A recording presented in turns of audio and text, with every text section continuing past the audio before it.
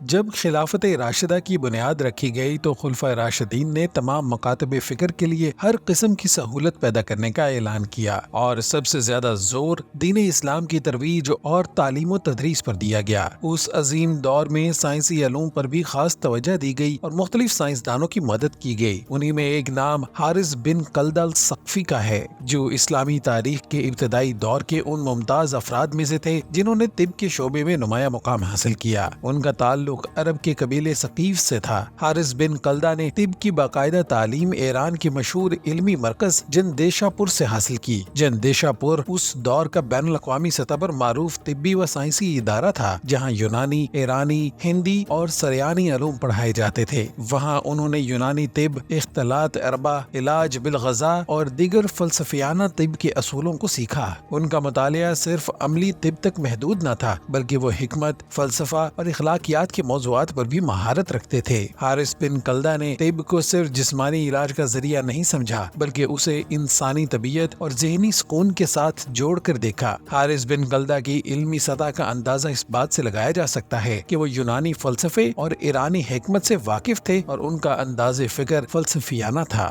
حارث بن کلدہ کی طرف منسوب ایک کتاب کتاب الطب یا کتاب المحاورات تھی جس میں انہوں نے طبی مسائل پر عملی گفتگو اور حکیمانہ انداز میں بحث کی۔ بدقسمتی سے یہ کتاب اب دستیاب نہیں رہی لیکن اسلامی تاریخ کے مورخین جیسے ابن قتیبہ، الطبری اور البلازری نے اس کا تذکرہ اپنی تحریروں میں کیا ہے۔ ان کی شخصیت کو اسلامی طب کی ابتدائی بنیادوں میں شامل کیا جاتا ہے۔ حارث بن کلدہ کی علمی میراث بعد کے عباسی دور میں پروان چڑھی جہاں ابن سینا، الرازی، الزہواری جیسے عظیم طبیب پیدا ہوئے۔ ان تمام ماہرین نے جس طبی روایت پر اپنے نظریات کی بنیاد رکھی اس کی ابتدا حارث بن کلدہ کے کام سے ہوتی ہے۔ انہوں نے نہ صرف طب کو عربی زبان میں منتقل کیا بلکہ اس میں موجود حکمت و اخلاق کو بھی اسلامی مزاج کے ساتھ ہم آہنگ کیا۔ اسلامی تمدن میں وہ ایک ایسی شخصیت کے طور پر ابھرے جنہوں نے طب، حکمت اور فلسفے کو ایک جامع نقطہ نظر سے دیکھا۔ ان کی زندگی اس حقیقت کا ثبوت ہے کہ اسلامی معاشرہ آغاز سے ہی علم، تجربہ اور حکمت کے اصولوں کا حامل رہا ہے۔ ان کا ذکر نہ صرف ایک طبیب کے طور پر بلکہ ایک فکری رہنما کے طور پر بھی یاد رکھا جاتا ہے جنہوں نے طب کی دنیا میں اسلامی روایت کی بنیاد رکھنے میں اہم کردار ادا کیا۔